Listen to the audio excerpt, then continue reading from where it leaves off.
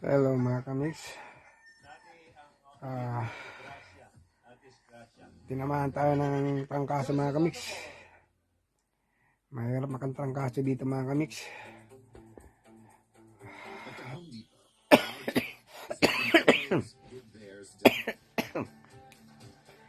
Lahat dito sa Canada, karamihan ngayon may trangkaso. Kaya hindi tayo mga kamiks nakapasok ng trabaho. Ayun. Ayan. Kagabi pa mga kamiks yung yung trangkaso ko. Lahat ng katawan masakit. Buti na lang yung partner natin hindi pumasok. Inalagaan tayo. Bibili siya ng gamot para sa akin. Kaya mga kamiks dito sa Canada, pag nakasakit ka, talagang sarili mo, gagamutin mo dito.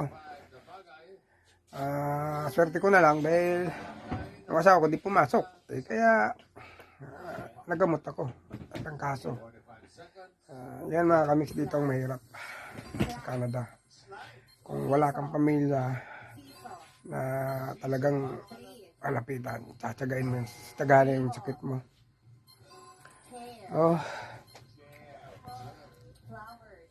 Tsagain mo yung sakit mo. Ayan. Kaya mga kamiks, ingat-ingat tayo dito sa Canada. Yung mga friend ko, yung sa trabaho, yung may-ari, mayroon din sakit. Nagpaalam tayo. Yan. Mahirap magkasakit dito sa Canada. Talagang sarili mo, gamot mo.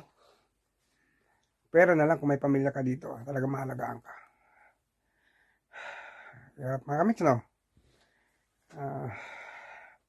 Pangkaso, sipon, ubo, sakit ng katawan, yung tuhod ko, sabay-sabay na. Okay mga kamiks. Hanggang dito na lang. Sana maayos ng magaling na ako. Sana gumaling na ako para pasok na agad sa trabaho.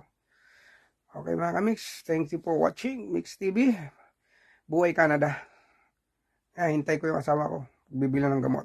Okay, bye-bye mga kamiks.